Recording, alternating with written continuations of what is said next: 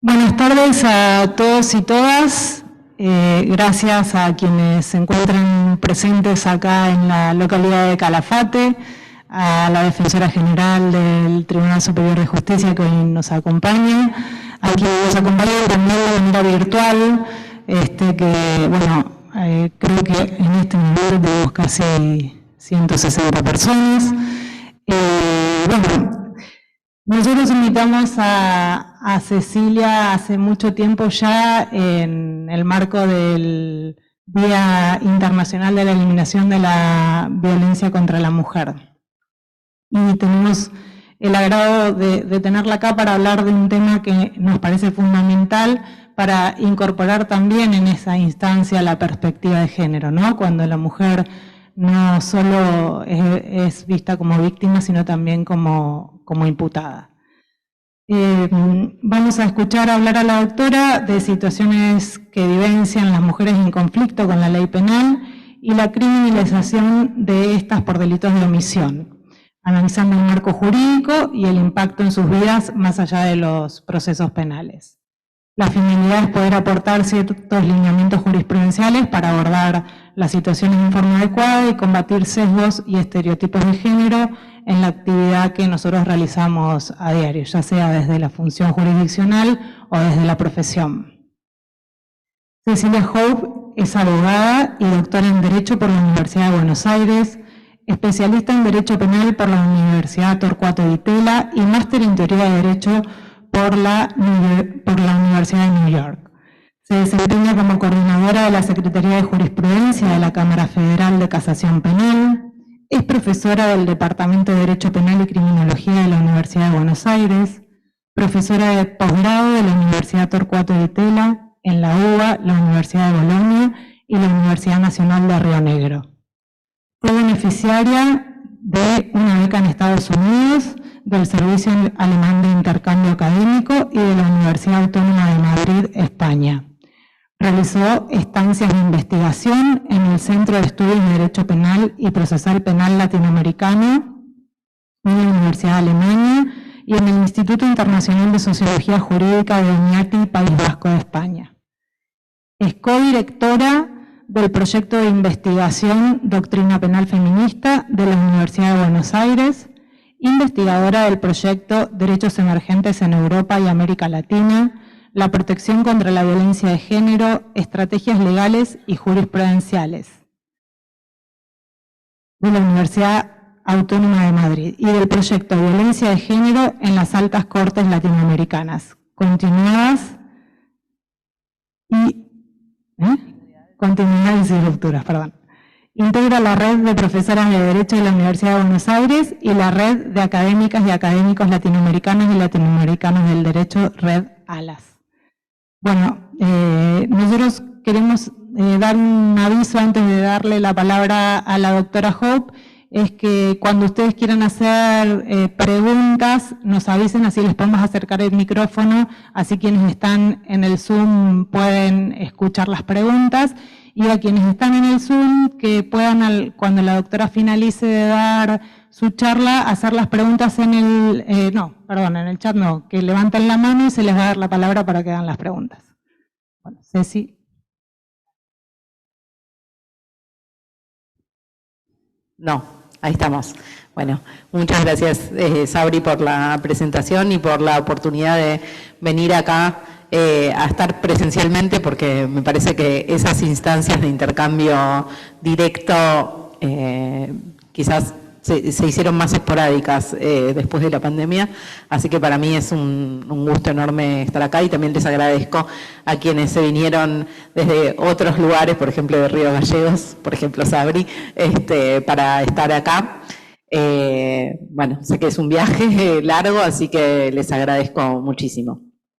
Bueno, como les contaba Sabrina, la charla de hoy, la idea para mí va a ser hablar un rato, más o menos una hora puede ser que hable, para presentar las ideas de lo que quería presentar hoy, y sí quiero que piensen preguntas y que tengamos un intercambio. Tenemos 2 horas, así que podemos perfectamente hacer un intercambio, hacer como un híbrido, primero un poco conferencia y después un poco capacitación con mayor diálogo, porque también todos estos temas son para trabajar, o sea, para poner en práctica. Esto no es solo teoría, ¿no?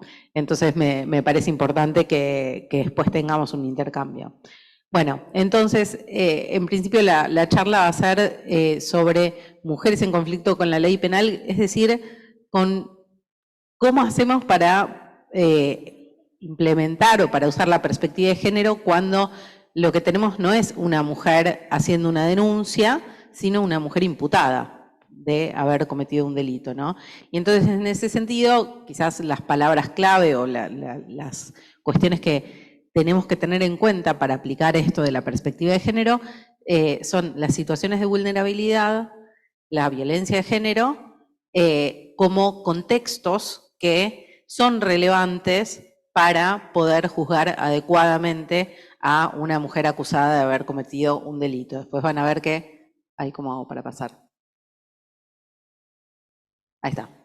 Después van a ver que nos vamos a enfocar más en el tema de los delitos de omisión, que me parece, bueno, es el tema que yo estudié para mi tesis doctoral, así que, bueno, creo que es el que mejor puedo presentar y además es un tema que no está tan discutido en doctrina y en la jurisprudencia. Hay un montón de casos en los que se ha imputado a una mujer por no haber protegido a su hijo o hija de una situación de peligro, como puede ser la violencia intrafamiliar o una situación que tenga que ver, por ejemplo, con desnutrición o con alguna enfermedad vinculada con la vulnerabilidad social. Estos casos, digamos, no son aislados. La investigación que hice yo durante desde 2013 hasta 2020 abarca 50 casos que sucedieron entre 2000 y 2020, pero no son los únicos, o sea, es una muestra para poder estudiar el tema. En definitiva, hay más casos. Entonces, los objetivos de la conversación que vamos a tener hoy son estudiar primero las reglas básicas para la aplicación de los delitos de omisión. ¿Y por qué planteo hacer este repaso de las reglas dogmáticas de los delitos de omisión? Porque nadie las enseña en la facultad, que es como, por lo menos yo estudié en la Universidad de Buenos Aires, ese era un tema que quedaba muy para el final de cuando estudiábamos teoría del delito y casi nunca había tiempo, por ahí le dedicaban 1 o 2 clases y es muy complejo el estudio de delitos de omisión, por lo menos a mí me costó bastante estudiarlo, así que me parece que vale la pena. Quizás, digamos, hay otros temas que son más fáciles, pero me parece que vale la pena repasar las reglas dogmáticas de la teoría del delito. Observar también los estereotipos de género que afectan la aplicación de estas reglas sobre los delitos de omisión, discutir justamente la relevancia de estos contextos de violencia de género, violencia intrafamiliar, en la interpretación de las figuras legales, y también de la vulnerabilidad. Creo que hoy me voy a enfocar un poco más en violencia, que la mayoría de los casos tienen que ver con situaciones de violencia intrafamiliar, pero ha habido en Argentina también casos en donde una mujer queda imputada por no haber evitado la desnutrición de una hija o un hijo. Y bueno, es una situación que tiene que ver con la pobreza extrema y la falta de acceso a servicios de salud. Entonces esos contextos también, desde ya que son importantes y son relevantes para juzgarla, ¿no?, por un delito de omisión. Y finalmente, observar, ¿no?, los desafíos que presenta justamente juzgar a las mujeres en conflicto con la ley penal, ¿no? La Corte Suprema Argentina no dijo muy explícitamente mucho sobre cómo juzgar con perspectiva de género a las mujeres imputadas, pero sí tiene varios fallos en los que fue delineando esta obligación, este deber de juzgar con perspectiva de género a las mujeres imputadas. En 2011, la Corte Suprema dejó sin efecto una condena de una mujer que había alegado legítima defensa y la habían condenado de todas maneras. En ese fallo remitió al dictamen del Procurador General, que hacía un análisis exhaustivo de la prueba y específicamente del contexto de violencia de género que venía sobrellevando esta mujer, y explicó por qué era plausible la defensa que había planteado, esto de que ella había actuado en legítima defensa. Entonces mandó a que se realizara un nuevo juicio. En 2016 se pronunció la Corte Suprema, de la Corte Suprema Nacional, en el caso Cejas Casas, donde en un fallo muy cortito, básicamente lo que hace es dejar sin efecto la condena de una mujer condenada a prisión perpetua por el homicidio por omisión de su hijo. Y en este caso lo único que dice la Corte es, bueno, acá lo que planteaba la defensa es que la responsabilidad de la mujer tendría que estar al menos se tendría que haber considerado al menos disminuida porque ella era víctima de violencia de género. Y el tribunal dio una respuesta evasiva y dijo, bueno, ¿para qué voy a tener en cuenta la violencia de género como un atenuante si en definitiva la única pena que le puedo poner es prisión perpetua? Entonces, en definitiva, la Corte Suprema lo que dice es, ojo, esto que alegó la defensa de que la mamá era víctima de violencia de género es relevante. Algo tenían que hacer con esto y no hicieron, digamos, no consideraron el argumento, ¿no? No es un caso muy conocido, es un fallo muy cortito, no dice gran cosa, pero sí menciona específicamente la cuestión de acá había que juzgar con perspectiva de género. Después en 2019 está el fallo de RCE, que también anula una condena de una mujer que en la provincia de Buenos Aires, bueno, fue condenada por lesiones graves o gravísimas contra su pareja y había dicho que había actuado en legítima defensa y no se había juzgado con perspectiva de género, y acá la Corte Suprema remite también al dictamen del Procurador General de la Nación, procurador interino creo que era ya, y en el dictamen se dice explícitamente cuando una mujer alega legítima defensa, hay que juzgar con perspectiva de género y hay que aplicar los estándares internacionales. En el caso Pérez Jessica, también la defensa de la mujer había alegado que había actuado en legítima defensa. La Corte remite otra vez al dictamen del Procurador General interino y el Procurador General interino dice, bueno, si bien esta situación no es legítima defensa, ni aunque la revisemos con perspectiva de género, sí hay que juzgar con perspectiva de género, por lo menos para revisar si hay alguna atenuante en el plano de la culpabilidad, como podría ser la emoción violenta o circunstancias extraordinarias de atenuación. Y finalmente, este año, otra vez, un caso de legítima defensa, la Corte Suprema volvió a decir, con remisión al dictamen del Procurador General interino, que cuando se alega legítima defensa, cuando una mujer alega legítima defensa e invoca que era víctima de violencia de género, es obligatorio juzgar con perspectiva de género. Es repetitivo todo lo que les conté, pero para que vean que la Corte lo dijo varias veces, quizás lo dijo con poco énfasis, porque una cosa es hacer un fallo propio y otra cosa es una remisión a un dictamen de una fiscalía, pero de la Procuración General, pero bueno, es lo que tenemos, ¿no? Pero está claro que hay una, digamos, hay una jurisprudencia reiterada que dice esto de la perspectiva de género. Hay otros casos también en los que se condenó a una madre por homicidio por omisión de su hijo o hija, en los que la Corte Suprema dejó sin efecto la condena y remitió para que se haga nuevo juicio, pero muchas veces lo hace como de una manera, digamos, sin describir los hechos, digamos, una se tiene que poner a buscar el fallo anterior para ver de qué se trata. Hay 2 o 3 casos de eso, por lo menos que yo conozco. Bueno, entonces, ¿cuál es el problema de no juzgar a las mujeres con perspectiva de género, a las mujeres imputadas, o de juzgarlas sin perspectiva de género?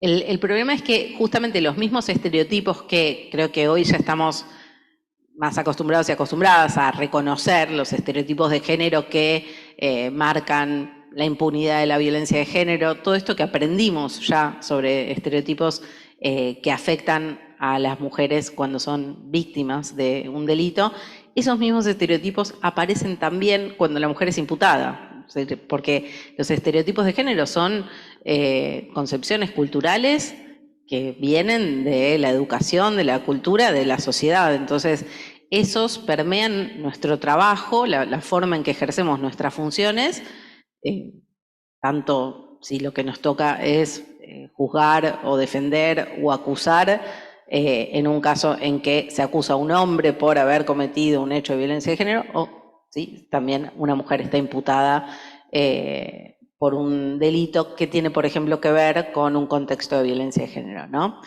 Y una cosa que también tenemos que justamente considerar es que muchas veces las mujeres terminan imputadas por un delito como consecuencia de haber sido víctimas de violencia de género. Típicamente el caso de la legítima defensa, o sea, situaciones donde una mujer viene sufriendo violencia de género y un día repele el ataque, se defiende y entonces termina imputada ella como autora, por ejemplo, de un homicidio. Esa es como la que más se conoce. Los casos de las madres acusadas por no haber defendido a sus hijos de una situación de peligro, tal como la violencia intrafamiliar, también son casos bastante frecuentes. Y también, por ejemplo, pasa en los casos de trata de personas. Yo sé que la mayoría de ustedes no trabajan en federal, así que esto lo vamos a pasar rápido, pero muchas veces hay mujeres que son víctimas de trata de personas y que la única forma que tienen o que encuentran de salir de esa situación de victimización es pasar a ser victimarias, es decir, explotar a otras mujeres. Y entonces, todas estas situaciones hay que entender que, bueno, las mujeres se vuelven victimarias o aparecen como imputadas por el contexto de violencia que venían sufriendo. Entonces, esto hay que tenerlo en cuenta para juzgarlas con perspectiva de género. Esta cuestión de cómo al sistema de justicia le ha costado y a veces le sigue costando entender cuál es la relevancia de la violencia de género o cómo funciona, qué efectos produce la violencia de género, es un punto importante a considerar. O sea, juzgar con perspectiva de género implica entender que, por ejemplo, en el caso de las mujeres acusadas por un delito de omisión, las madres, si sufren violencia, es relevante para juzgarlas. Puede ser relevante para juzgar la capacidad de proteger a sus hijos o la culpabilidad e incluso también para juzgar la antijuridicidad. Todo esto lo voy a desarrollar justamente en la conversación de hoy. Entonces, esta cuestión de la violencia de género a veces se establece como un continuum, ¿no? Una continuidad entre la victimización y la criminalización. Y cuando esto pasa, cuando vemos muy claro que la mujer que está como imputada, en realidad inmediatamente antes era víctima, bueno, esto lo tenemos que considerar muy especialmente para establecer si tiene responsabilidad o no en los distintos en las distintas categorías que solemos analizar de la teoría del delito. Y otra cosa que también muchas veces afecta cómo juzgamos a las mujeres víctimas de violencia de género es que a veces hay ciertos estereotipos acerca de cómo es una víctima de violencia de género, ¿no? Muchas veces lo que leemos, las capacitaciones, se centran en entender la vulnerabilidad y la dificultad que tienen las mujeres de salir de situaciones de violencia, y al poner mucho foco en esa victimización y en el síndrome de la mujer maltratada, generamos también una expectativa de que haya una víctima, de encontrarnos con una víctima que está destrozada psíquicamente, ¿no? Y hay veces que las mujeres no, aunque sean víctimas de violencia de género, no son así. Por ejemplo, el caso de Pérez Jessica es un caso de una mujer que había sido víctima de violencia durante mucho tiempo, se había podido separar finalmente, y ella estaba muy enojada y entonces lo fue a buscar al ex marido que había cometido violencia física y sexual contra ella, para reclamarle porque le había robado un televisor de la casa que ella había comprado para sus hijos. Este es un caso de La Pampa. Y entonces empiezan a discutir, hay gritos, y ella de pronto saca un cuchillo y le pega varias puñaladas. Por eso no es legítima defensa ese caso, ¿no? O sea, porque no le estaba agrediendo físicamente en ese momento, ni había un peligro que permaneciera, digamos, por lo menos desde el punto de vista probatorio no parecía ser un caso de legítima defensa. Pero claro, si ella alegaba, o sea, si su asistencia técnica lo que decía es, no, lo que pasa es que ella tenía todo un historial de violencia de género, y la vemos que agarra un cuchillo y le mete varias puñaladas, que lo va a buscar ella al ex, y porque está enojada porque le robó, porque cometió un ilícito, porque le robó un televisor que ella había comprado para sus hijos, y se enoja y le clava varias cuchilladas y le dice, te dije que te iba a cagar matando. Así, esa es la frase que está transcripta en el dictamen, una cosa así. Claro, esa no parece ser como la víctima de violencia de género que tenemos en la cabeza, ¿no? Sino más bien una mujer de armas tomar. Entonces, a veces es más difícil entender que ella también puede ser víctima de violencia de género. Y lo que hay que entender es que todas las mujeres, los varones, todas las personas somos diferentes y reaccionamos de maneras distintas a situaciones estresantes, difíciles, o a daños que nos han causado. De hecho, quizás si un varón se comporta de esa manera, no llama tanto la atención, pero si una mujer se comporta de esa manera, es monstruosa, ¿no? Entonces tenemos que entender que las mujeres pueden ser víctimas de violencia de género y comportarse de diversas maneras, como cualquier persona. Y básicamente lo que propongo es justamente pensar esto de aplicar la perspectiva de género como una forma de, empezar a dialogar entre lo que sabemos sobre derecho y lo que plantean la teoría feminista, ¿no? Abrir un diálogo para que sea, digamos, mutuamente enriquecedor. O sea, el feminismo tiene algo interesante para contarnos a nosotros y nosotras que aplicamos el derecho. Bueno, lo que se plantea es justamente poder poner en práctica o darle contenido a esta herramienta que pensamos la perspectiva de género, ¿no?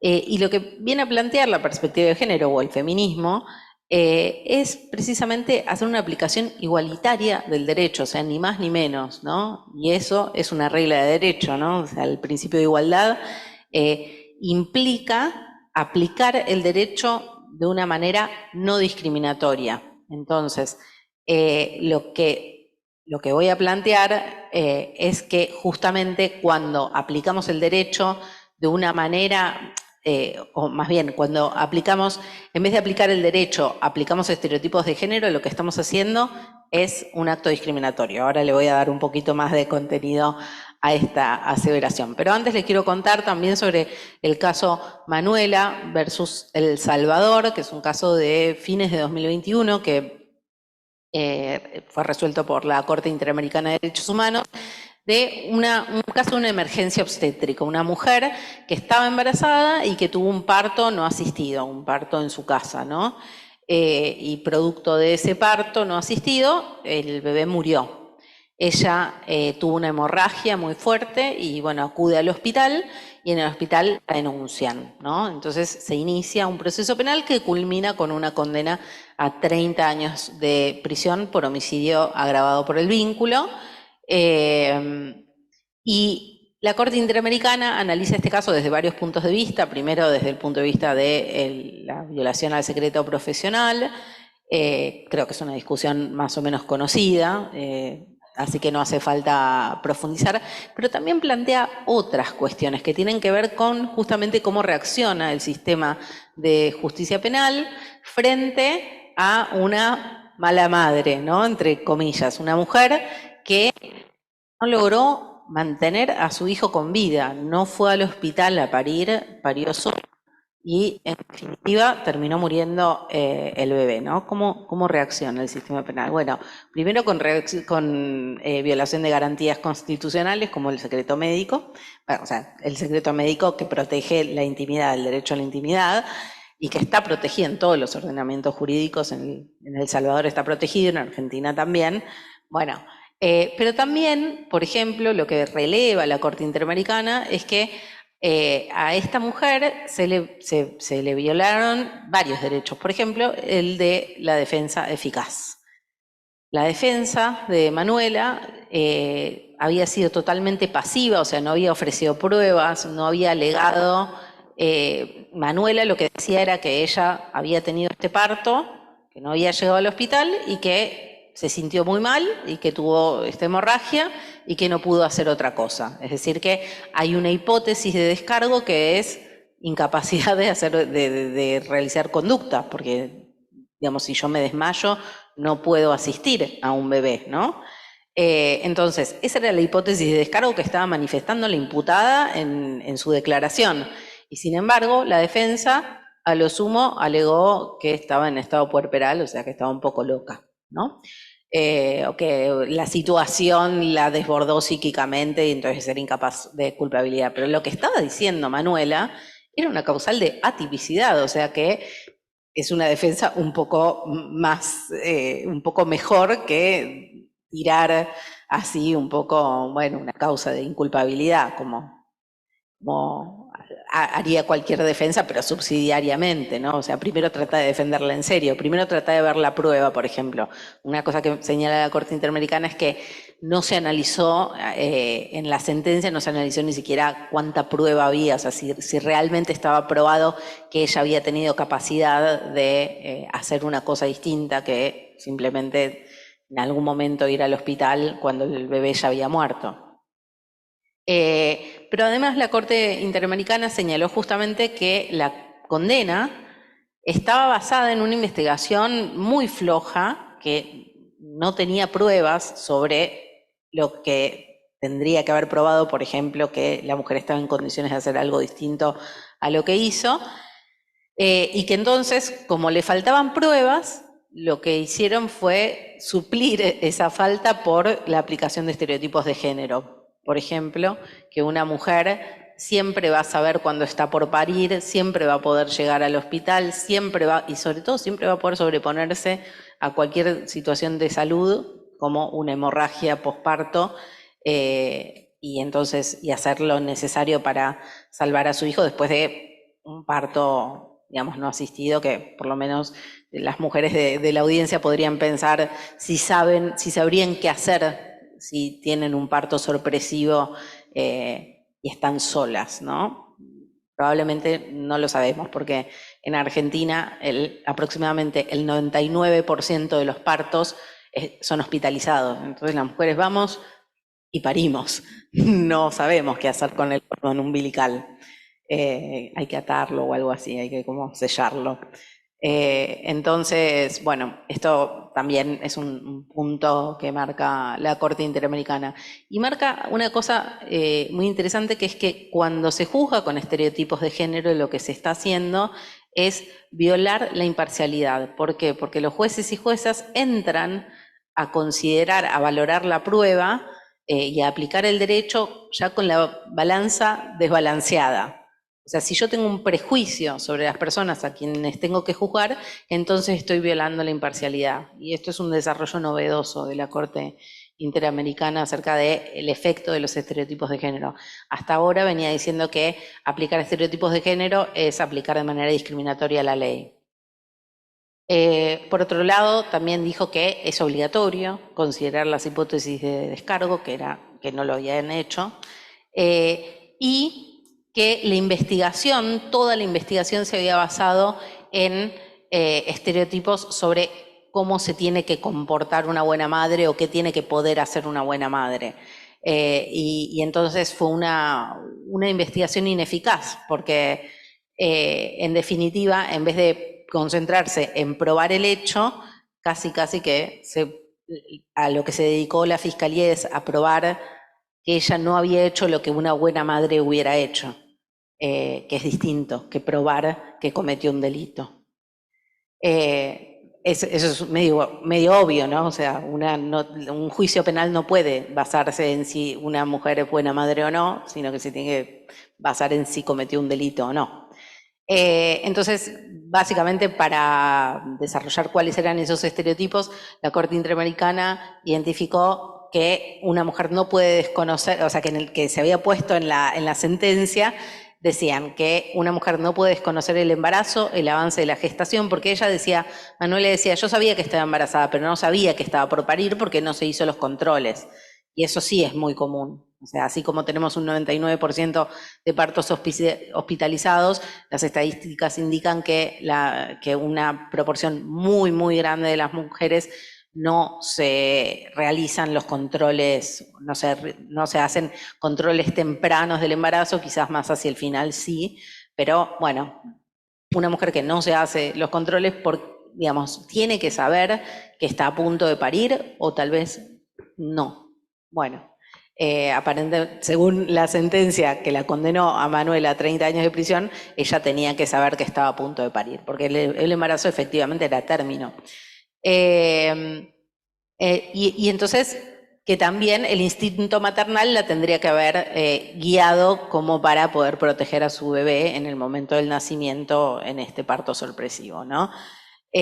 También se señaló la Corte Interamericana que a falta de pruebas lo que dijo el tribunal era que, bueno, que la mujer en realidad tendría que seguramente Manuela quería matar a su bebé y lo planeaba matar a su bebé porque en realidad el bebé era producto de una infidelidad, porque Manuela estaba casada y su marido se había ido a Estados Unidos y ella no había escuchado nunca más nada de su marido, o sea, seguía casada, pero no sabía nada hacía mucho tiempo de su marido y había tenido entonces relaciones sexuales extramatrimoniales que dieron lugar al embarazo. Entonces, como era producto de una infidelidad, ella seguramente quería matarlo para ocultar la deshonra, ¿no? ¿Les suena? Eso era lo que decía justamente la ley que establecía, el artículo 81 de nuestro Código Penal establecía un atenuante de infanticidio para los casos en que la mujer matara al bebé para ocultar la deshonra, ¿no? Para ocultar su indiscreción moral, sexual, ¿no? Entonces, digamos, lo que se pregunta la Corte Interamericana es si esto de la posibilidad de que se hubiera estado desangrando o que hubiera quedado inconsciente después del parto, si eso no tendría que haber excusado, no tendría que haber sido relevante para juzgarla, porque el tribunal no lo había tenido en cuenta. Y se pregunta la Corte Interamericana si ella tendría que haber sacrificado su propia vida o sea, tendría que haber sacado fuerzas de donde no tenía e ir corriendo con una hemorragia posparto para ver si podía salvar al hijo, y ella, o sea, la salud de ella no parecía estar dentro de las consideraciones del tribunal, ¿no? Y entonces, en definitiva, lo que concluye la Corte Interamericana, que como se aplicó la ley basándose en estereotipos y no en la prueba y en la ley, se llegó a una sentencia discriminatoria. Y además, bueno, señaló que la pena de 30 años de prisión, que era una pena fija, inamovible, o sea, como nosotros que tenemos homicidio agravado por el vínculo, es perpetua. Bueno, que esta pena de 30 años de prisión como mínimo era absolutamente desproporcionada, así que en todo caso habría que modificar el marco penal.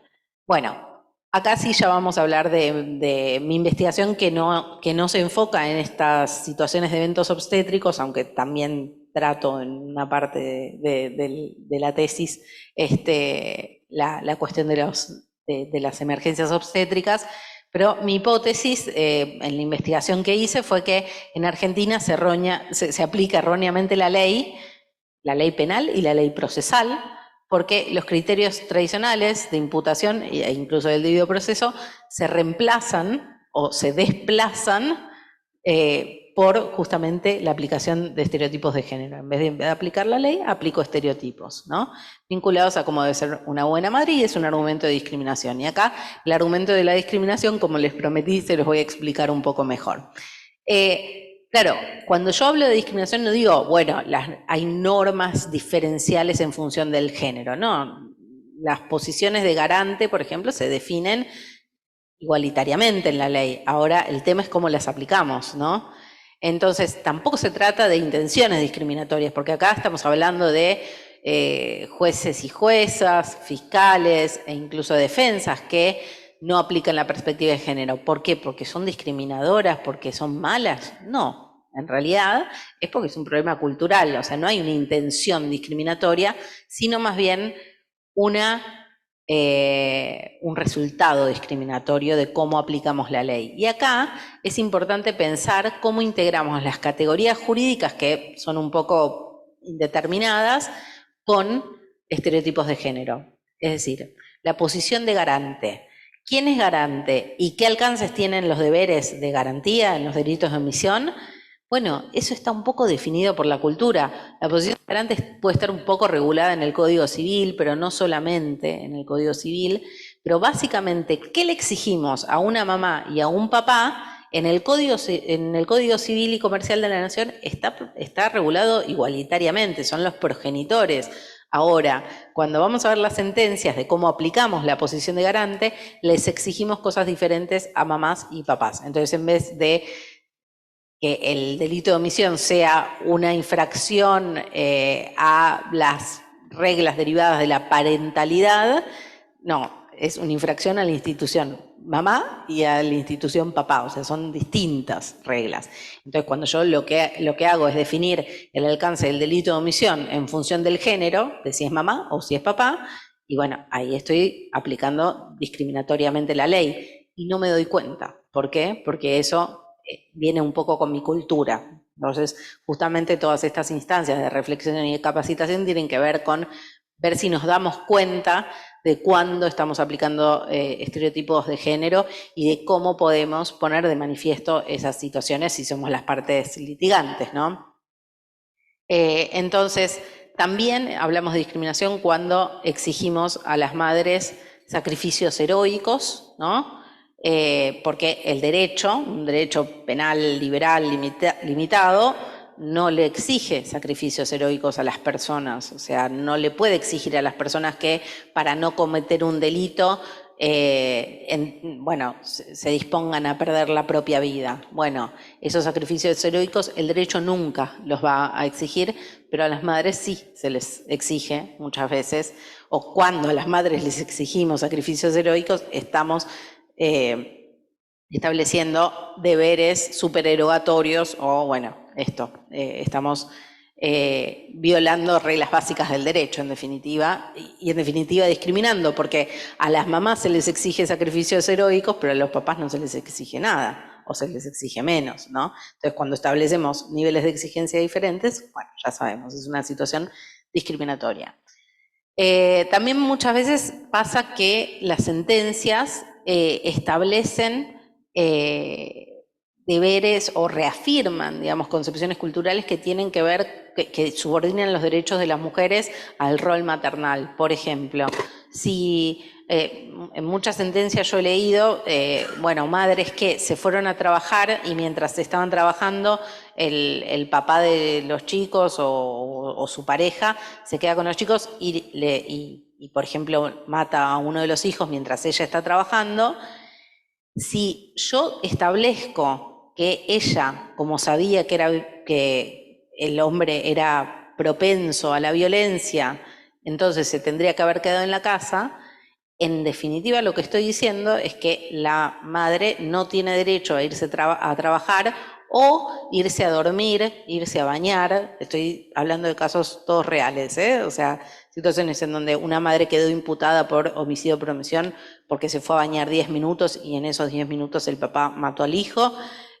Situaciones donde la madre estaba durmiendo mientras el padre mata al hijo, entonces la imputan por homicidio por omisión, o se fue a trabajar, ¿no? O sea, todas situaciones de la vida cotidiana que deberían ser perfectamente, digamos, practicables para las madres, que son reprochadas a título de delito de omisión. Y entonces, en ese sentido, hay que pensar qué significa esta imputación. Si me imputan por haberme ido a trabajar, es porque yo no me podía ir a trabajar. y eso, decirlo respecto de un sujeto de derecho, bueno, hay que pensar si esto es así o no es así, ¿no?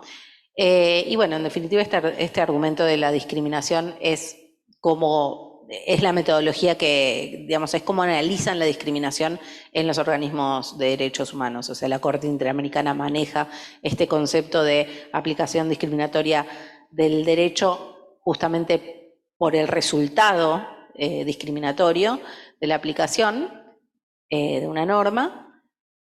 Esta es la metodología que utiliza la Corte Interamericana u otros organismos de derechos humanos, ¿no? Entonces, para resumir cuáles son los estereotipos que vamos a ver en las sentencias o en las imputaciones a las mujeres, a las madres por delitos de omisión, tenemos la madre que todo lo puede, como en el caso de Manuela, una mujer que tiene que poder sobreponerse a una hemorragia obstétrica o a un estado de inconsciencia para salvar a su hijo. O sea, la madre que siempre va a poder salvar a sus hijos e hijas, la madre que todo lo sabe, o sea, la madre que siempre sabe qué les pasó a sus hijos y y por ejemplo, si tienen una lesión, qué tan grave es, porque muchas veces hay situaciones en las que un niño o niña está como descompuesto, tiene síntomas de vómito, fiebre, diarrea, que pueden ser una gastroenteritis. Y por ahí, en realidad, es una peritonitis, o sea, es una infección causada por un golpe que fractura el intestino. Bueno, todas esas situaciones pueden ser confundibles. He visto en juicios que hay peritos que dicen, sí, uno se puede confundir una situación digestiva, una indigestión con una peritonitis. Duele mucho más la peritonitis. Pero si vos le das al nene antifebril, analgésico y algo para el dolor de panza, podemos estar tapando los síntomas y dejar avanzar la situación de base que puede causar la muerte en 2 días, ¿no? Entonces, la madre que todo lo sabe es la que tiene que saber mejor que un médico qué es lo que, digamos, cuál es el origen de la lesión y cuál es la gravedad de la lesión. O también es la que sabe si les pegaron a sus hijos, por ejemplo, en su ausencia, y que si no lo sabe, lo debería haber sabido, ¿no? O sea, que también hay un reproche si vos no sabés lo que le pasó a tus hijos, y bueno, es porque sos mala madre, porque infringiste tus deberes como mamá. La madre que todo lo sacrifica es la que se pone en peligro para poder salvar a sus hijos, y la madre que prioriza el cuidado de sus hijos, más bien la madre que no delega el cuidado de sus hijos. Es decir, que en cualquier situación en la que la mamá no está a cargo del cuidado, si les pasa algo a los hijos, bueno, tiene la culpa ella, en definitiva, porque si ella hubiera sido una buena madre, nada de esto hubiera pasado. Y eso genera muchas veces que pase como a un segundo plano o algo de poca importancia, qué fue lo que pasó, o sea, quién le pegó al nene. Por ahí eso ni siquiera se investiga, porque en definitiva, si la madre hubiera estado ahí, si la madre se hubiera comportado como corresponde, entonces igual esto no hubiera pasado, porque no lo hubiera dejado con un hombre violento, porque hubiera encontrado la forma de salvar al hijo, ¿no? Entonces, en la dogmática de los delitos de omisión, si nos ponemos a estudiar esa parte de los libros de teoría del delito, lo que vemos es que, bueno, lo que yo hice en mi investigación es contrastar lo que la doctrina plantea como reglas de aplicación de los delitos de omisión con la aplicación en las sentencias, ¿no? Y ahí lo que vemos es que muchas veces lo que dice la teoría, o sea, si me pongo a leer Jacobs, Roxin, no sé, Basigalupo, cualquiera de los autores que habla de delitos de omisión, muchas veces la teoría habla mucho de quién puede ser garante, quién no puede ser garante, pero no dice, es como muy imprecisa en detalles que son importantes al momento de aplicar esas reglas. Entonces hay lagunas en la teoría. Y además, la teoría del delito, como sabemos, es muy abstracta y de hecho es como que la teoría del delito se jacta de ser descontextualizada, de sacarle todos los elementos que no sean la esencia del caso. Y en realidad cuando le sacamos a las personas su género, su clase social, sus circunstancias de vulnerabilidad, la edad o distintas cuestiones, lo que podemos generar, sobre todo en sujetos vulnerables, no es más justicia, no es un tratamiento igualitario de la ley, sino más bien lo contrario, un tratamiento discriminatorio, porque si no consideramos las limitaciones que tiene una mujer víctima de violencia de género en su conducta, y no estamos generando una aplicación igualitaria de la ley, sino más bien todo lo contrario, ¿no? Entonces, la teoría del delito lo que trata de hacer es racionalizar la aplicación del derecho y generar una aplicación de derecho igualitaria. Bueno, sacarle el género a las personas no nos acerca a ese objetivo, justamente. Entonces, para ejemplificar, digamos, algunas insuficiencias de la teoría que generan problemas de en la jurisprudencia, tiene que ver con, bueno, esto de delegar, ¿no? O sea, la mamá que se va a trabajar, que se va a dormir, que se va a bañar o que se va a la escuela. También tengo un caso de una madre adolescente que se había ido a la escuela y mientras estaba en la escuela el papá de la nena la sacudió y la mató. También le reprocharon homicidio por omisión por haber sido a la escuela, básicamente, ¿no?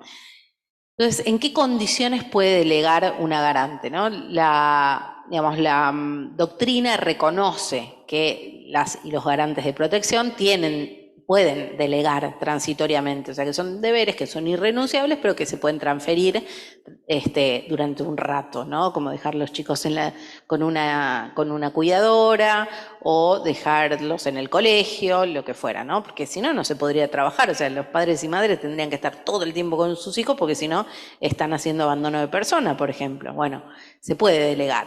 Pero la doctrina no dice nada acerca de en qué condiciones. Entonces yo puedo dejar a mis hijos a cargo de un padre violento o no.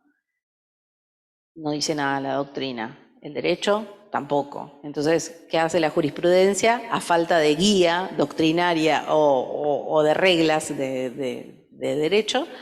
Y bueno, cualquier delegación es inaceptable si en el contexto de esa delegación se produjo un daño, ¿no? Entonces, y muchas veces también lo que pasa es que, claro, la madre, cualquier vez que pueda que delegue y que le pase algo a los hijos, va a ser responsable. Pero el padre, muchas veces, no nos preguntamos dónde está el padre. O sea, cuando, por ejemplo, es el padrastro el que es violento, esos chicos pueden no estar reconocidos o pueden tener un padre que existe, pero no vive con ellos, entonces nadie se pregunta si ese padre sabía sobre la situación de violencia, si él tenía la capacidad de proteger a sus hijos, si debería haber hecho algo, un poco como el caso Lucio Dupuy, que seguramente lo conocen. O sea, había un papá que estaba al tanto de una situación medio complicada, que había primero reclamado tener contacto con el nene, pero después al final no tanto, ¿no? O sea, ¿este papá tiene alguna clase de responsabilidad o no? Esa falta de la pregunta por el padre es problemática y marca un estándar muy diferencial, ¿no? Entonces, finalmente lo que vemos es que la doctrina establece como reglas como neutrales respecto de la posición de garante, pero que tienen una repercusión o una aplicación en definitiva discriminatoria, ¿no? Y esto pasa cuando las reglas son muy abstractas, porque las terminamos aplicando medio como nos dice la intuición, y la intuición está sesgada por los estereotipos de género, que en el trabajo tenemos que tratar de despegarnos de esos estereotipos de género, ¿no? Después, tenemos que tener, para que haya responsabilidad por delito de omisión, tiene que haber posición de garante. Bueno, también debe haber una situación típica, una situación de peligro, ¿no? Entonces hay en la doctrina no se determina demasiado claramente sobre qué características tiene que tener un peligro para, activar ese deber de garantía de hacer algo, ¿no? Y hacer qué también.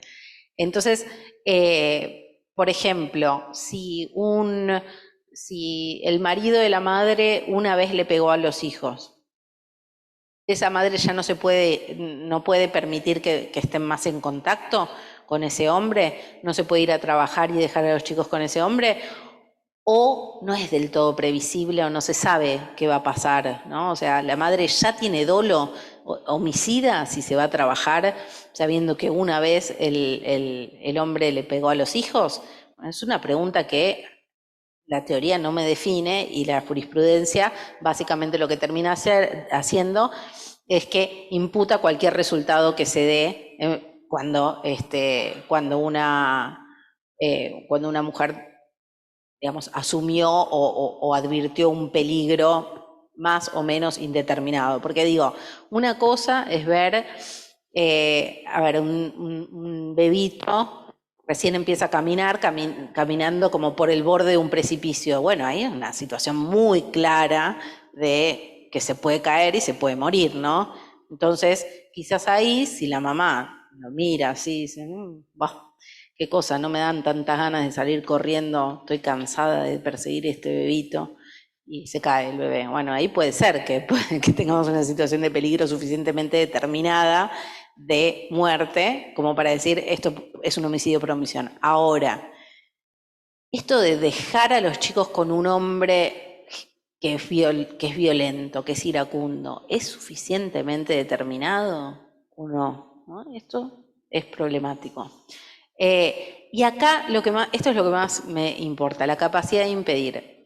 Digamos, para que tengamos responsabilidad por un delito de omisión tenemos que tener una posición de garante, una situación de peligro, y la garante tiene que ser capaz de impedir el delito. ¿Por qué? Porque yo no puedo tener un deber jurídico de hacer algo que no puedo, ¿no? O sea, eso está claro, creo que lo aprendemos en Civil 1, que es que yo me puedo comprometer a tocar el cielo con las manos, pero eso no va a ser jurídicamente obligatorio para mí porque tocar el cielo con las manos es imposible. Entonces no hay deber jurídico de algo que no se puede, que no se tiene capacidad de realizar. Bueno, entonces, no hay una omisión en términos jurídicos, o sea, cuando yo digo que hay una omisión, lo que estoy haciendo es valorar que alguien tenía un deber de actuar y que no lo hizo, pudiendo hacerlo, ¿no? Entonces no hay ni siquiera una omisión en términos jurídicos penales, ¿no? Y muchas veces lo que pasa es que en las imputaciones, en los juicios, se dice, bueno, la mamá no hizo nada para proteger, pero no sabemos ni dónde estaba la madre, ni qué era lo que podría haber hecho. Es fundamental para la imputación de un delito de omisión decir cuál es la acción mandada, ¿no? O sea, si yo no te puedo determinar qué era lo que estaba al alcance de la garante hacer, entonces tengo una imputación sumamente defectuosa que no podría dar lugar a una condena, porque me falta un elemento. O sea, muchas veces las sentencias o digamos las imputaciones, las acusaciones dicen, bueno, en un momento más o menos no determinado, pero a partir de tal fecha o antes de tal fecha lesionaron progresivamente al nene y entonces alguien le pegó y alguien no lo impidió. Ajá, ¿eso te alcanza para ir a juicio? No, no te alcanza, porque cuando un nene o una nena muere por golpes en la casa, lo que tengo que probar es, si quiero imputar, por ejemplo, a la mamá y al papá, y bueno, tendré que probar qué fue qué y quién fue que causó las lesiones que llevaron a la muerte. Y también, digamos, si quiero también imputar un homicidio por omisión, tendré que probar cada uno de los elementos del homicidio por omisión. Y esto es muy importante. El homicidio activo requiere que yo pruebe una relación de causalidad y de imputación objetiva. Cuando yo quiero probar un delito de omisión, yo tengo que probar la capacidad de impedir.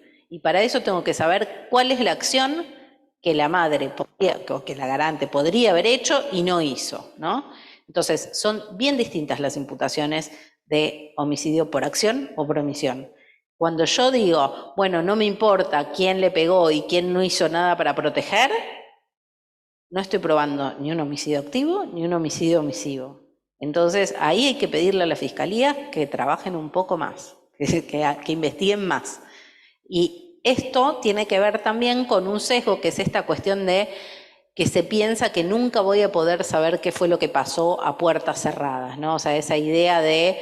Porque digamos, la teoría feminista explica, bueno, que hay una dicotomía entre lo público y lo privado y que entonces muchas veces los tribunales son remisos a meterse en qué pasó en la casa, digamos, qué pasó en el ámbito de lo privado y que por eso no, digamos, no se meten a juzgar la violencia de género.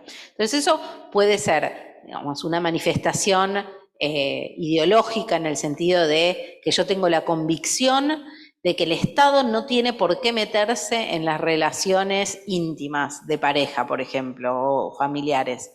Esa es una manifestación de la crítica que le hace el feminismo a la dicotomía entre lo público y lo privado. O sea, que los jueces digan, no, yo acá no me meto porque esto no es materia del derecho, ¿no? O sea, dividir lo público y lo privado. Ahora, también una manifestación muy clara de esta idea de que lo que pasa en las familias es algo privado en lo que el Estado no debe intervenir, también se revela o se ve en aspectos probatorios o en aspectos de cómo hacemos una investigación penal. Muchas veces las fiscalías no saben qué medidas de prueba pueden tomar para saber qué fue lo que pasó detrás de las cuatro paredes. No es tan difícil. A veces es solamente ir y charlar con los vecinos y vecinas y te pueden contar todas las peleas que había, te pueden contar que vieron a la mujer golpeada, que el hombre era iracundo, o sea, te pueden contar un montón de cosas que por lo menos te van a hacer una prueba indiciaria de qué puede haber pasado en esa casa el día que murió el nene. Y eso te va a dar también mucha información para poder saber si la mujer estaba en condiciones de proteger a su hijo o no. Entonces, muy importante determinar qué acción estaba al alcance de la mujer y que ella, en definitiva, omitió. Porque si yo no sé cuál es la acción mandada, tampoco sé si la mujer era capaz de realizar esa acción.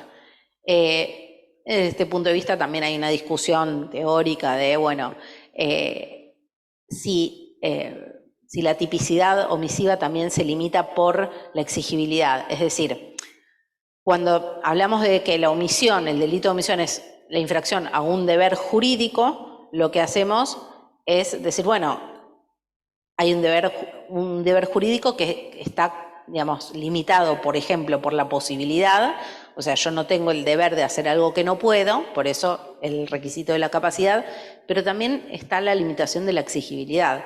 Si decimos que el derecho no me puede obligar a hacer algo que sea, digamos, que sea un sacrificio heroico, bueno, entonces también podríamos limitar ya la tipicidad del delito omisivo por, bueno, tanto no le era exigible. Por ejemplo, hay una situación, una mujer que en su primera declaración dice, sí, yo vi que una vez mi pareja le pegó a mi hijo, yo me interpuse y me pegó tanto que me dejó inconsciente y no pude ir a trabajar por una semana, ¿no?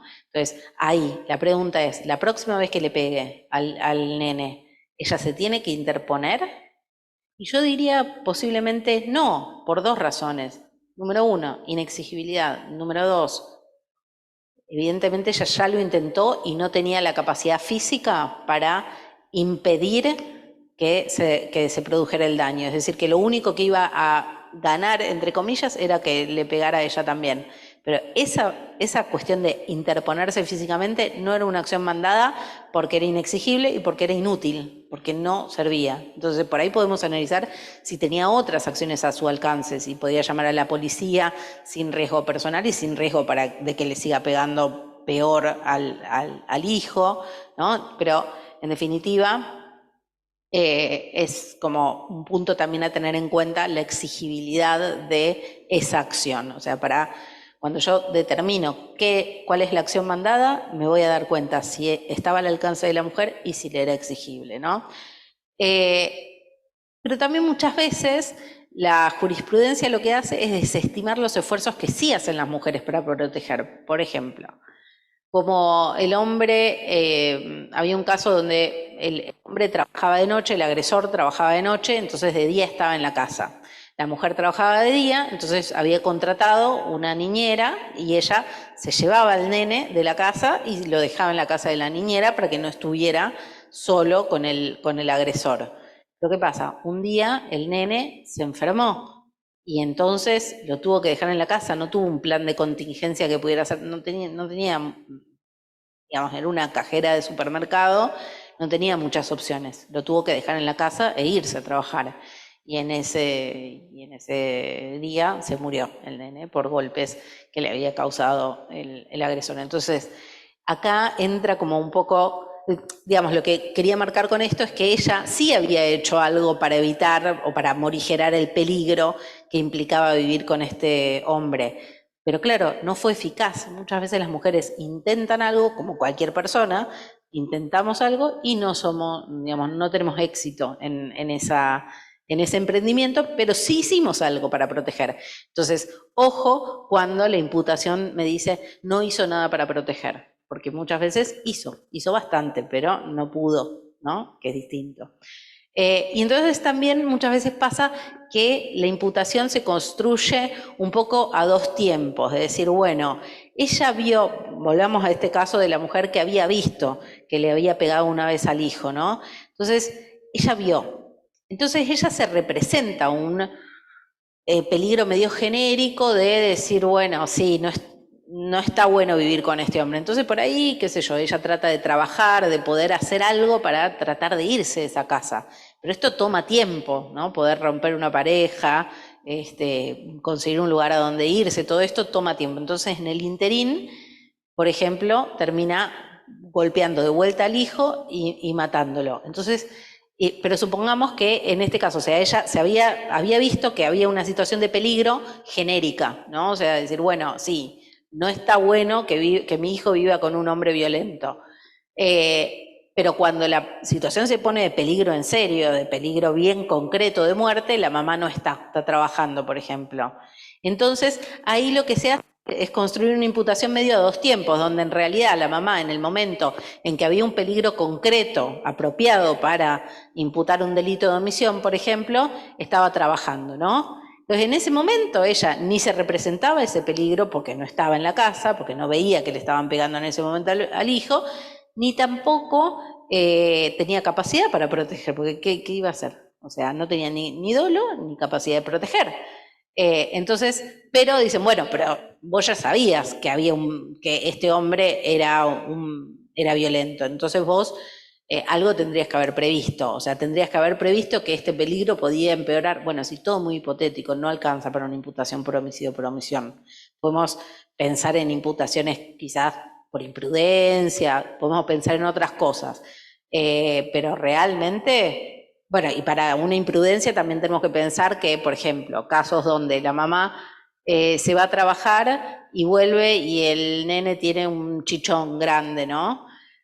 Y en realidad lo que pasó fue que el papá le pegó un palazo en la cabeza mientras estaba al cuidado del nene. Pero llega a la casa la mamá y le dicen, no, se cayó en la plaza. Entonces la mamá lo lleva al médico, le dice, no, sí, mi hijo se cayó en la plaza, el médico le hace un certificado y dice, bueno, listo, que falta el colegio y ya está. Bueno, esa mamá tenía que haber indagado más, tendría que haber preguntado más, pero ¿en serio te caíste en la plaza o en realidad fue otra cosa? Y bueno, quizás si pasa muchas veces que cuando el hijo se queda al cuidado del papá, termina con unas lesiones súper sospechosas, bueno, puede ser que tenga que preguntar un poco más, pero por una lesión, los chicos se caen, digamos, a todos los que tengan hijos les habrá pasado, que alguna vez el nene haya estado golpeado, que da vergüenza que uno dice, oh, este nene parece todo golpeado, pero se cayó. Entonces, son cosas que pueden pasar, ¿no?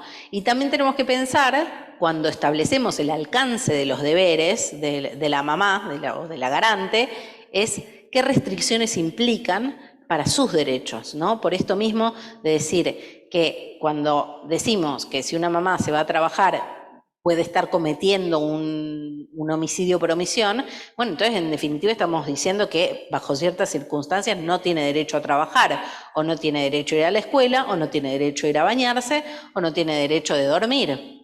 Entonces, bueno, también tenemos que pensar en qué implica lo que estamos diciendo, ¿no? Y acá está la pregunta de por qué no te fuiste, ¿no? Justamente, digamos, pensar la violencia de género como una limitación muy importante a la capacidad de proteger. Y muchas veces lo que está detrás del reproche es ¿por qué no te fuiste? ¿No? O sea, la mamá tendría que haberse ido y no se fue. Entonces, esa pregunta o ese reproche ¿por qué no te fuiste? Aunque sabías que, por ejemplo, que vos estabas sufriendo violencia o que tu hijo estaba sufriendo violencia, desconoce las dinámicas y los efectos de la violencia en las relaciones interpersonales. Desconoce que muchas veces cuando una mujer hace una denuncia o intenta irse, la violencia termina empeorando, que muchas veces el Estado no protege adecuadamente, o que las mujeres también que sufren violencia pueden estar en la situación del círculo de la violencia, que como que las atrapa en una relación y que les cuesta salir de ahí. Entonces, digamos, puede haber limitaciones también, digamos, de orden psicológico, que son causadas por los efectos de la violencia de género, pero también hay limitaciones verdaderamente estructurales, como la falta de recursos, la falta de un lugar a donde ir. Entonces, no es que, bueno, agarras a tus hijos y te vas. No, bueno, los chicos tienen que ir a la escuela.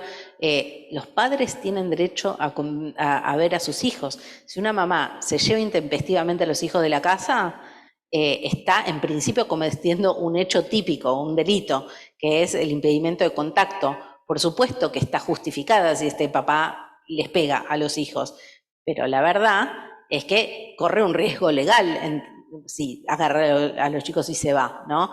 Entonces hay limitaciones incluso legales para que la mamá pueda irse de la casa. Y además también hay que considerar esta incapacidad física de impedir, o sea, siempre pensamos que la mamá siempre va a poder defender a sus hijos de la violencia, pero la verdad es que en una proporción muy importante de los 50 casos que estudié para mi tesis y muchos otros que leí después de 2020, la lesión mortal se produce por sacudida, el síndrome del bebé sacudido. Entonces, esto es un segundo, es un segundo que puede causar la muerte. Entonces, ahí, ¿en qué medida la mujer podía intervenir físicamente o llamar a la policía? O sea, ¿qué acción hubiera sido eficaz para evitar ese peligro o ese daño, ¿no? Y pensar esto, decir, bueno, ¿llamó a la policía o no llamó a la policía? Y es irrelevante en realidad si llamó a la policía, porque si la lesión se produce con 2 segundos de sacudida, bueno, no tenía capacidad de defender o de impedir, ¿no? Como también les adelanté, también muchas veces hay problemas con el dolo o con la previsibilidad del daño, ¿no?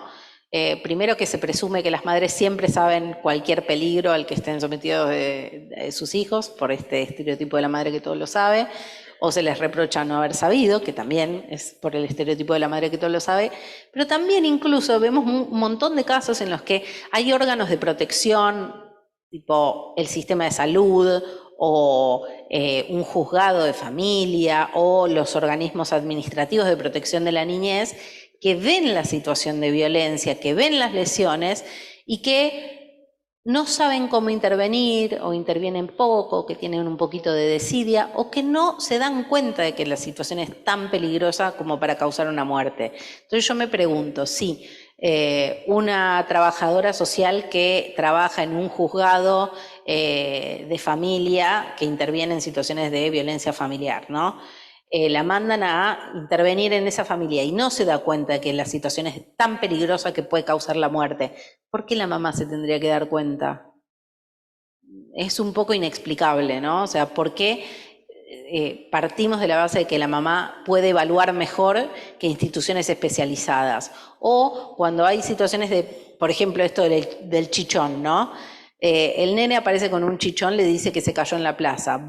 La mamá va al médico, el médico dice, toma nota y dice, chichón por caída en la plaza. Ok, buenísimo. El médico no indagó nada más. No se dio cuenta de que le habían pegado un palazo tremendo en la cabeza al nene. Y si el médico no se da cuenta de que el mecanismo de producción de la lesión no es el que le están diciendo, ¿por qué la mamá se tiene que dar cuenta que lo que le dijeron es incorrecto. O sea, una cosa es si presenció el golpe, pero otra cosa es si no lo presenció y le dijeron, se cayó por la escalera, se cayó en el parque, qué sé yo. Entonces, en ese sentido, me parece que también las intervenciones previas de médicos o de cualquier institución especializada nos puede también hablar en contra, más allá de una ineficacia en la protección de los derechos de la niñez, nos puede hablar en contra de que la mamá realmente haya podido prever el grado de peligro al que estaba sometido su hijo, ¿no? Y entonces acá viene el tema de la posibilidad de imputar una imprudencia, ¿no? Y acá lo que hay que pensar es, bueno, si la mamá evalúa como desaprensivamente cuáles son las acciones que tiene a su alcance para proteger, y bueno, eso quizás podría dar lugar a una imputación por imprudencia. Y a esto del deber de indagar más, bueno, ¿en qué momento surge este deber de indagar un poco más? ¿A la primera lesión, ¿no? O un poco después, ¿no? O sea, como que hay que pensar si realmente hay una infracción a un deber de cuidado o si la confusión se da por las situaciones, muchas veces la información acerca del grado de las lesiones o qué pasó aparece fragmentada, o sea, la mamá no tiene conocimientos médicos, el médico sí, pero no sabe lo que pasó, la mamá o no sabe que el nene convive con un hombre violento, la mamá sabe que el nene convive con un hombre violento, pero no sabe que en ese momento el hombre le pegó, y por ahí el abuelo le preguntó al nene qué le pasó y el nene le dijo que le pegó el papá. Entonces, todos tienen pedacitos de esa situación y nadie tiene la información completa para hacer una evaluación correcta del riesgo. Pensemos que si no pudo una trabajadora social, una jueza o un organismo especializado en protección de niñez o un médico darse cuenta del grado de peligro, es muy probable que la mamá tampoco se hubiera podido dar cuenta. Bueno, en el plano de la antijuridicidad, tiene que entrar en consideración la colisión de deberes o de riesgos, ¿no? Cuando tenemos una situación de una mujer que el hombre, y esto pasa mucho, el hombre le dice, si te vas o si me denuncias te mato o mato a tus hijos, ¿no? La mamá tiene que evaluar, bueno, si me quedo es peligroso porque este hombre es iracundo, porque este hombre ejerce violencia, pero si me voy también es peligroso porque me dijo que me va a matar o que va a matar a mis hijos. Entonces tiene que ponderar cuál es el peor peligro. Y ex ante, o sea, desde el momento en que la mujer tiene que tomar esa decisión de si se va o se queda, no es tan claro cuál es el peligro mayor. De hecho, muchas veces las mujeres víctimas de violencia de género, la mejor estrategia que tienen de supervivencia es ser sumisas y tratar de no hacer enojar al marido. Entonces, por ahí dicen, bueno, me quedo, no lo desafío, porque también pasa mucho que el Estado deja pasar las situaciones de violencia, o sea, ve a un nene lastimado, hay internaciones previas, o sea, hay un montón de instancias donde el Estado o las instituciones de protección tienen la oportunidad de intervenir y no lo hacen. Entonces, si la mujer ve que el Estado está ahí y que no hace nada, que ve las lesiones y no hace nada, y bueno, entonces dice, ¿por qué va a confiar en que el Estado la va a proteger eficazmente de esa amenaza de que la va a matar o va a matar a sus hijos? Entonces, cuando hay esta colisión de deberes y no se sabe cuál es de mayor jerarquía o cuál peligro es mayor, hay una causa de justificación, que es el estado de necesidad por colisión de deberes o de riesgos. Finalmente, en el nivel de la culpabilidad, muy rápidamente, hay situaciones que se pueden considerar de medida insuperable, porque imagínense que vivir con un hombre extremadamente violento, que también somete a violencia a toda la familia, puede generar una situación de miedo, y eso es algo que afecta a la culpabilidad total o parcialmente. Los efectos debilitantes de la violencia de género, ¿no?, que atrapan a la mujer en la relación, y los efectos del círculo de la violencia. Bueno, esto de la condena y la acusación alternativa ya algo dije.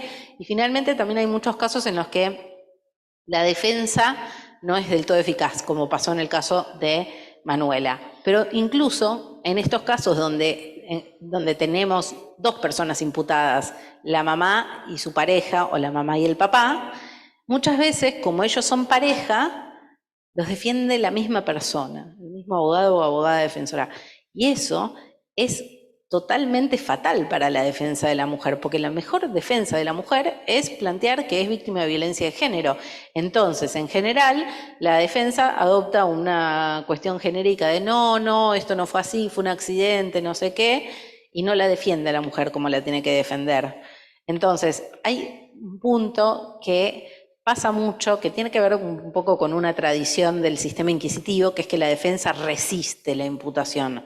Bueno, cuando una imputación está basada en estereotipos de género, lo que no podemos hacer es quedarnos quietos. O sea, la defensa tiene que ser activa para ser eficaz, tiene que ofrecer pruebas, tiene que decir, mi defendida era víctima de violencia de género y te lo voy a probar con tal testimonio, con tal historia clínica, con tal cosa. O sea, ofrecer prueba, porque si no, lo que tiene que hacer esta defensa es combatir concepciones culturales en un juicio. Imagínense, si es difícil combatir una imputación con prueba, combatir la cultura de los jueces y las juezas y de las fiscalías, bueno, es recontra difícil. Entonces, por eso también me parece como interesante pensar en las experiencias de abogacía feminista que bueno, que en algunos de los juicios, de los casos que estudié, hubo cierta movilización de organizaciones feministas que acompañaron a la defensa, bueno, diciéndole, bueno, podés ofrecer tal prueba, podés ofrecer tal testimonio experto, ¿no? O sea, tratar de generar una defensa jurídica con perspectiva de género, pero también acompañada de incluso una movilización social que puede ir a los medios de comunicación. Ustedes saben, en este tipo de casos, como son absolutamente conmocionantes, ¿no? O sea, que un bebé o que un nene o una nena chiquitos mueran en la casa por violencia, es totalmente conmocionante. Entonces, muchas veces salen en los medios de comunicación y en muchos de los casos, digamos, el tratamiento mediático de la cuestión es, pero lapidario, o sea, la mujer no tiene ni media chance, es la mala madre. Entonces, bueno, ¿qué pasa si esto te salió en los diarios? Y tenés que ir a los diarios a dar otra versión de los hechos, a explicar distinto. Al final, los juicios siempre son como competencias de narrativas. La narrativa que tiene más sentido gana, ¿no? Bueno, y esa narrativa, cuando está atravesada por sesgos de género, también muchas veces va, digamos, por fuera. A veces los medios de comunicación que la incendian a la madre y que la presentan como un monstruo, influyen en cómo van a juzgarla.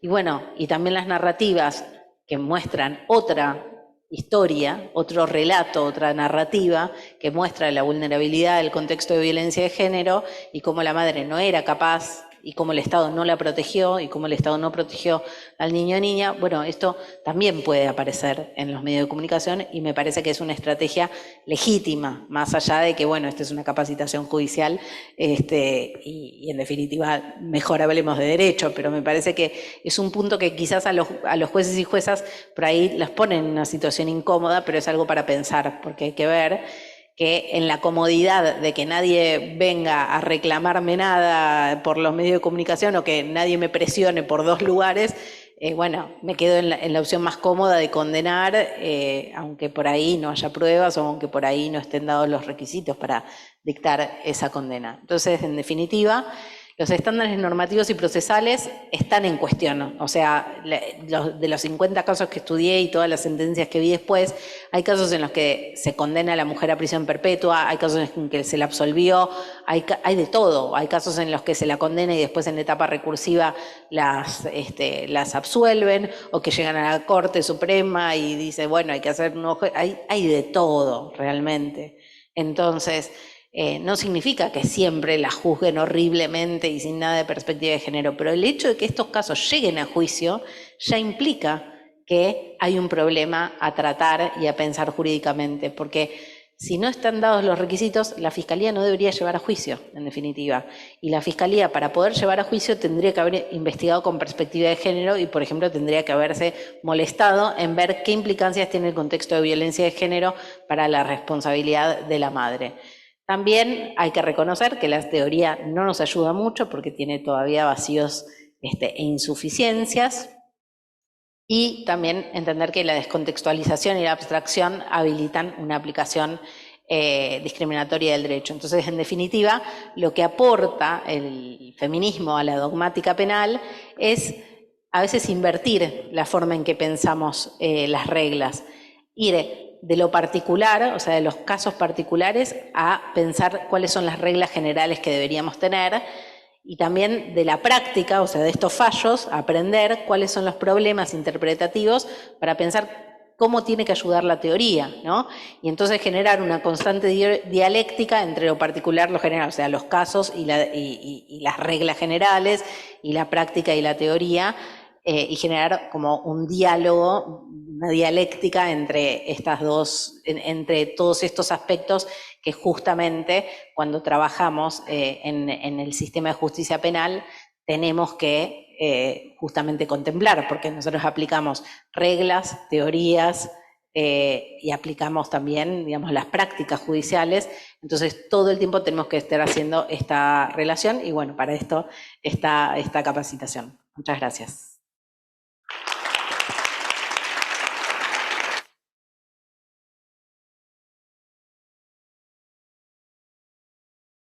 Te pasaste, 15 minutos. Me repasé. ¿Preguntas?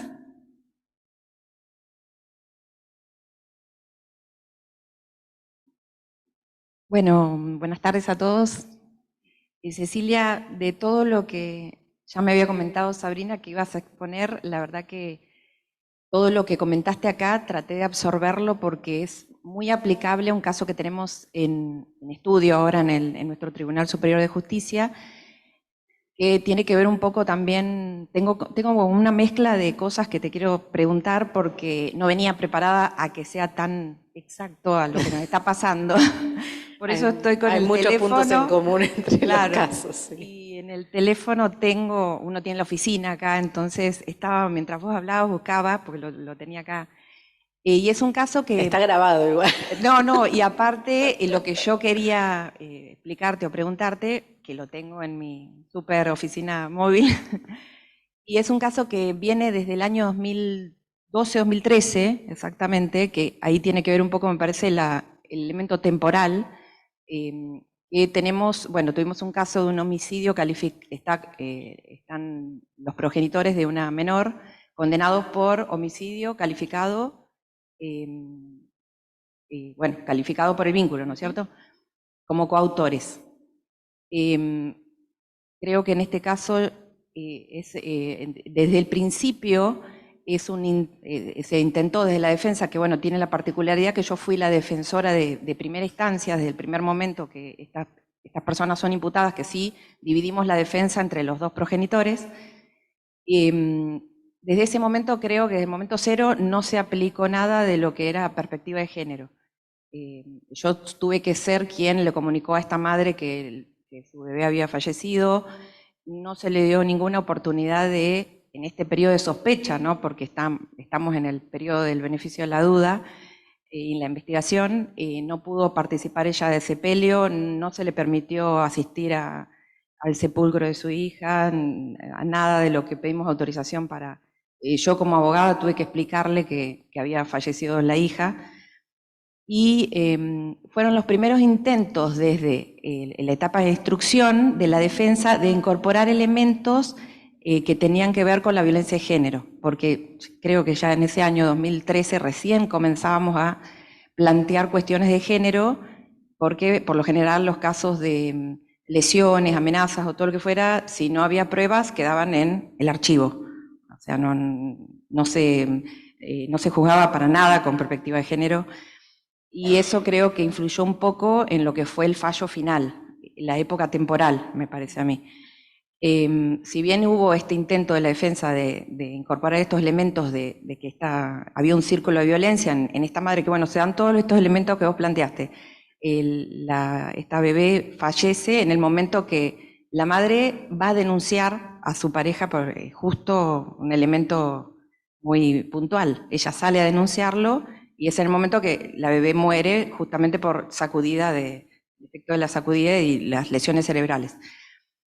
Es condenada, bueno, transcurre el juicio, se incorporan un montón de pruebas, igualmente son condenados ambos como coautores de homicidio, se interponen los recursos, se interpone recurso de casación, se deniega, extraordinario, se deniega, queja, y bueno, ahí la Corte se aparta del criterio del procurador, que eso es lo que te quería comentar, del procurador interino, el doctor Eduardo Casal. Él dictamina que como es que corresponde desestimar el recurso de queja, y la Corte, bueno, justamente, me parece que es distinto de lo que vos planteabas, que por lo general se adhieren a lo que dice el procurador. Esta vez no. Puede pasar. Esta vez, justamente... La Corte es la Corte. Sí. Puede apartarse. Oído al señor Procurador General de la Nación, en una resolución muy cortita también, se hace lugar a la queja y se declara procedente el recurso extraordinario y se deja sin efecto la sentencia apelada. Remítase en los autos al tribunal de origen a efectos de que por quien corresponda se dicte nuevo pronunciamiento. Pero bueno, esto, ¿no? De decir, tuvo que ver el momento temporal en que recién incorporábamos elementos con perspectiva de género, situaciones de violencia, en todos los ámbitos, la defensa, los tribunales, los jueces, los defensores, la crítica es para todas las partes, ¿no? Porque si ese caso hubiera sido tratado hoy, yo creo que hubiera tenido una solución totalmente distinta por parte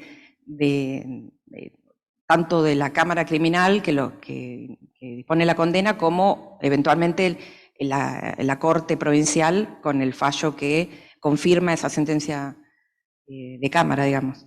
Bueno, de hecho hay un caso de Chaco en el que una mujer había sido condenada, me parece que era por abandono de persona agravado por el vínculo, pero básicamente el hecho era así, era que la pareja de la mujer había matado a su hija, que también era bebé.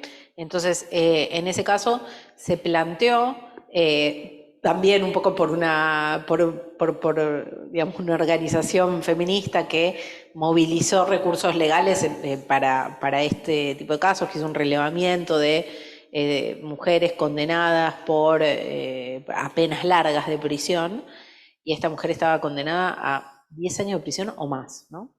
Y entonces se planteó, o sea, la condena quedó firme en 2017, la condena de esta mujer, no habían interpuesto ni recurso extraordinario ni nada.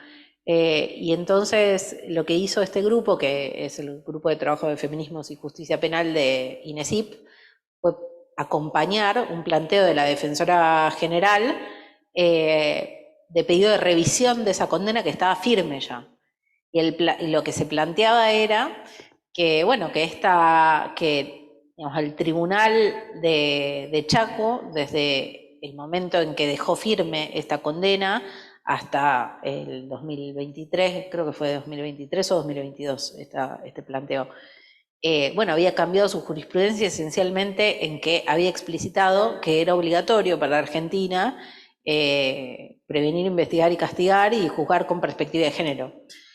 Y que entonces, invocando esa jurisprudencia, que no solamente es jurisprudencia de la Corte Suprema de Chaco, o Tribunal Superior de Chaco, creo que es, sino que es jurisprudencia de la Corte Suprema, y en definitiva digamos, esto es jurisprudencia que tiene que ver con que Argentina incurra en responsabilidad internacional.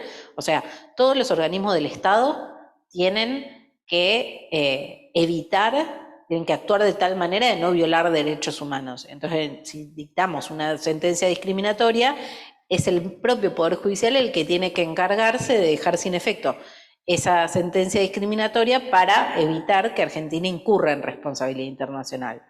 Entonces, como es responsabilidad del Poder Judicial, lo que se planteaba es, bueno, primero que la jurisprudencia había reconocido que había que aplicar la perspectiva de género, y que esta mujer había sido juzgada sin perspectiva de género, y que entonces hoy el resultado de ese litigio habría sido diferente, y que además por esta sentencia, que estaba firme, Argentina incurriría en responsabilidad internacional. Entonces, el Tribunal Superior de Chaco hizo lugar a ese planteo y la absolvió por un recurso de revisión. Si encima tenés todavía habilitada la instancia porque la sentencia no está firme, creo que es totalmente válido plantear que hay que producir prueba, por ejemplo, si no está, digamos, si no se discutió adecuadamente. Digamos, yo tengo casos, he visto casos en los que la defensa alegó con perspectiva de género, ofreció pruebas, hizo todo lo que tenía que hacer, igualmente se juzgó sin perspectiva de género. Pero bueno, creo que también depende del tiempo. Hoy, vos me dijiste que este caso viene de hace muchos años, porque, Sí. y bueno, y quizás en ese De hecho, momento... hubieron fallos posteriores que no tuvieron esa solución y se aplicó efectivamente la perspectiva de género. O sea, yo creo que si eso nos hubiera ocurrido que si hoy... lo tuviéramos que jugar hoy, sí. el resultado... Y bueno, entonces hay buenas razones para pensar... Estamos a tiempo. Pero sí es verdad que es muy importante el rol de la defensa, de reconocer y de saber que estás luchando contra la cultura, digamos. Lo más fácil, lo más intuitivo es que consideren que la madre es responsable. Ahora, si vos decís, bueno, pero esto que está alegando la Fiscalía no está sustentado jurídicamente y además... y si jurídicamente consideramos que la madre tiene que tener capacidad para proteger y no la tuvo porque era víctima de violencia de género, bueno, yo te tengo que probar la violencia de género con todo lo que se te ocurra que podés probarla. Por ejemplo, si hizo una denuncia ese día, bueno, con la denuncia. O digamos, por ejemplo, hubo intervenciones previas en el sistema de salud o alguna clase de intervención institucional. Bueno, es decir, muchas veces lo que pasa es que se dice, bueno, ya estaba interviniendo un juzgado de familia por la situación de violencia y aún así la madre no protegió. No, pará, es al revés. En realidad es al revés. Si ya un juzgado de familia estaba interviniendo y el juzgado de familia no pudo evitar que la situación derivara en un mayor peligro y en la muerte del niño o la niña, digamos, la madre probablemente evidentemente no tenía capacidad, porque el Estado no tenía capacidad de proteger ese nene. Entonces, muchas veces esto de que la madre fuera víctima de violencia de género o que hubiera lesiones previas es como la prueba del dolo, ¿no? O sea, se lo toma como, y bueno, evidentemente sabías que vos tenías un deber de proteger. No, es al revés. Es al revés, porque es una situación que ya estaba advertida por otras personas que estaban en mejor situación para poder proteger y que no fue advertida, que no fue advertida en su debida dimensión. Entonces, vos lo que vas a tener que hacer es ir en contra de esa intuición, de decir, che, pero si ya el juzgado de familia ya sabía que esto estaba pasando, vos también sabías, evidentemente, obviamente vos sabías. Bueno, es relativo, sí, sabía, pero no podía hacer nada, o sea, no lograba hacer nada porque mismo el Estado no pudo hacer nada, ¿no? Entonces, hay veces que te toca dar vuelta los argumentos, ¿no? Pero bueno, creo que, y en eso sí, yo lo vi en mi investigación, que abarca 20 años, pero 20 años en los que pasaron muchas cosas en Argentina en cuanto a la conciencia sobre la violencia de género, y sí, obviamente, los casos más viejos, digamos, casi todos son sin perspectiva de género y otros, bueno, hay otras, digamos, hay otro tipo de actuaciones donde aunque sea se considera la violencia de género de alguna manera, o sea, sí hay como una evolución que es relativamente positiva, pero así como muchos casos se están resolviendo muy bien. Hay un caso, por ejemplo, de la Suprema Corte de la provincia de Mendoza, donde el juez Palermo propone dejar sin efecto y mandar a nuevo juicio una condena de una mujer a prisión perpetua por no haber protegido a su hijo de la violencia de su pareja. que era producto de un juicio por jurados, con lo cual era más complejo porque había que dejar sin efecto el veredicto de un jurado popular, ¿no? Y él decía, bueno, pero acá las instrucciones se dictaron sin perspectiva de género. Entonces, si ni la defensa reclamó que digamos, cómo debían ser las instrucciones, la Fiscalía tampoco se le ocurrió que tuviera que explicar algo sobre los efectos de que la mujer fuera víctima de violencia de género. Y tampoco el juez se le ocurrió dar ninguna instrucción al respecto, un procedimiento que estaba viciado, que no puso al jurado en condiciones de decir correctamente. Pero lo que me interesaba destacar de ese fallo era que el juez Palermo dice, estamos en un momento de transición. Y creo que cuando dice que estamos en un momento de transición se refiere a varias cosas. Primero, bueno, a la transición del sistema de Mendoza al juicio por jurados, porque no hace tanto tiempo que tienen juicio por jurados, pero también transición de incorporar la perspectiva de género al trabajo judicial, al trabajo de las partes. Todo, o sea, quienes litigan tienen que, digamos, saber dar argumentos jurídicos con perspectiva de género, y dar argumentos jurídicos no significa decir solamente era víctima de violencia de género. Cuando una defensa alega que su defendida era víctima de violencia de género y que eso es relevante para juzgarla, la Fiscalía tiene que tomar nota y tiene que investigar. Eso es verdad, porque es deber de la Fiscalía probar que la mujer tenía capacidad para proteger. Pero al mismo tiempo, en general va a tener mucho más éxito un planteo de la defensa cuando la defensa lo pueda sustentar más precisamente en derecho nacional, internacional y en las categorías jurídicas, digamos, mientras más preciso sea el argumento jurídico, y si además le agregás ofrecer pruebas sobre lo que estás alegando, bueno, tanto mejor. Pero bueno, hay responsabilidades compartidas.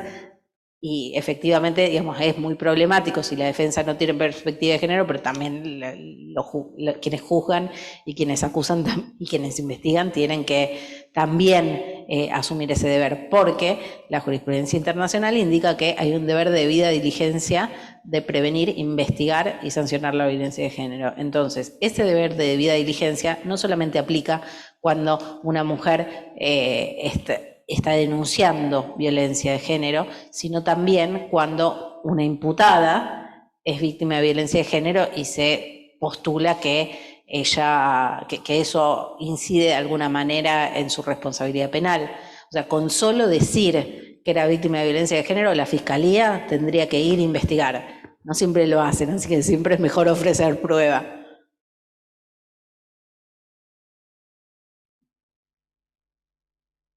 A quienes están en el Zoom, si quieren levantar la mano y hacer preguntas, también lo pueden hacer, ¿eh?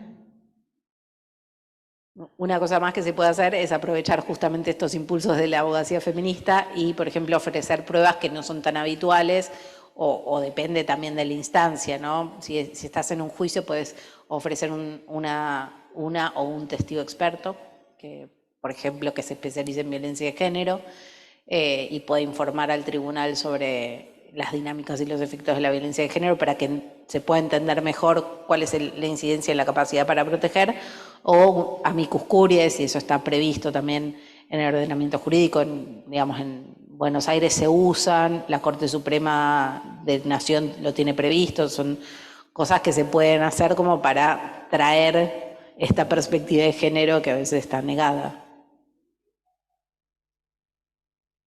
Me va a matar.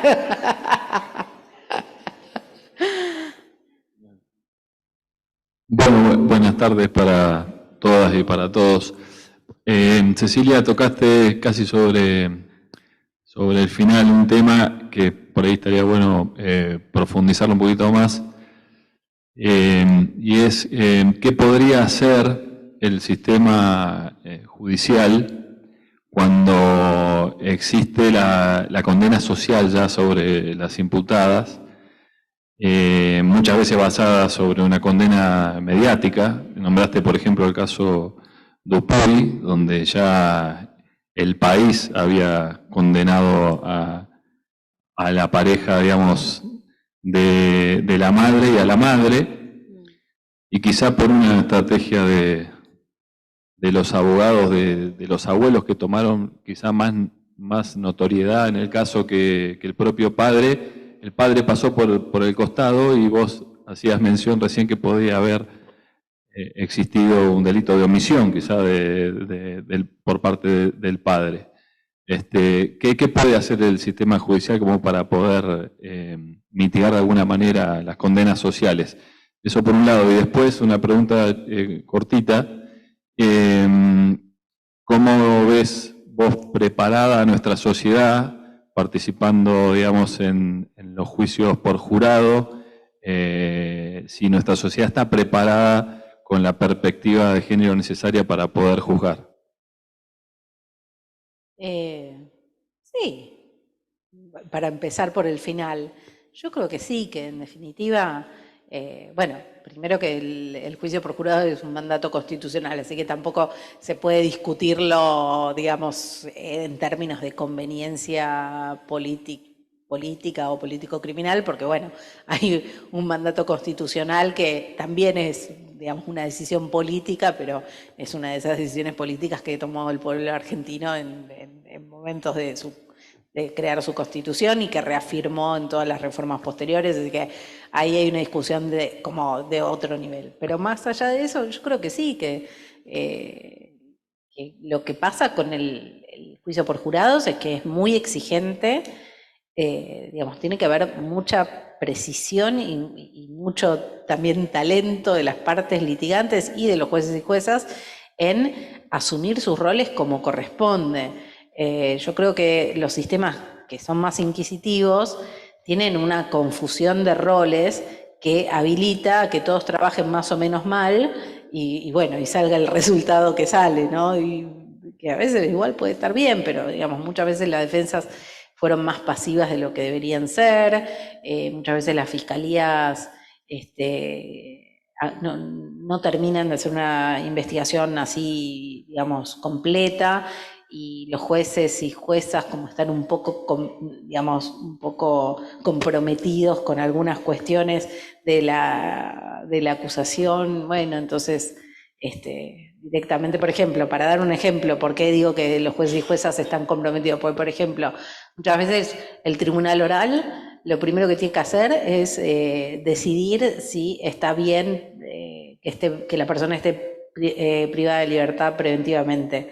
Si vos tuviste, porque tenés atraso en el tribunal, tuviste a la persona presa 1 año, 2 años, esperando el juicio, y lo fuiste convalidando y hasta pediste prórroga de la prisión preventiva, después absolver a esa persona es un poco costoso, porque vos, ¿sabes? Tuviste privada de libertad a una persona sin fundamentos un montón de tiempo. ¿Sabes? Digo, hay algunos incentivos de nuestro sistema que hacen que todos trabajemos un poco peor de lo que deberíamos trabajar. Entonces, quizás un sistema más acusatorio donde cada cual asume su rol limpio, digamos, totalmente distinto de los otros. Yo creo que sí, que hay que entrenarse para saber hacerlo, porque creo que digamos, quizás los que no estamos preparados somos nosotros, los abogados que no aprendimos a litigar. Pero no, yo no creo que la sociedad tenga más o menos perspectiva de género que un juez o jueza. Digo, sí, es verdad que los esfuerzos de capacitación que están haciendo los poderes judiciales y los ministerios públicos son importantes y seguro que mejorarán el estándar. En algunos lugares, por ejemplo en Córdoba, se planteó que para los jurados populares se pudiera hacer como un curso sobre género, sobre aplicación con perspectiva de género del derecho, antes de que sean jurados. Digamos, son preguntas para hacerse, pero no, a mí no me da más miedo que otra cosa, no me da más miedo que sean jurados populares, no me parece que sí, la defensa defiende bien, la fiscalía investiga bien y el juez o jueza da bien las instrucciones. Tiene que ser igual de justo que en un sistema sin jurados, por lo menos igual de justo. Y en cuanto a las condenas mediáticas, Bueno, eso es un problema de orden más general, ¿no? Porque en muchos aspectos pasa eso, que bueno, que lo que dicen los medios, las influencias que pueden tener los jueces y juezas de, bueno, este caso salió mucho en los medios y ya está como juzgado socialmente, es un problema muy difícil. Y ahí no es que no tengo una gran respuesta para darte. Mi perspectiva, mi opinión, es que a veces a los jueces y juezas les cuesta más,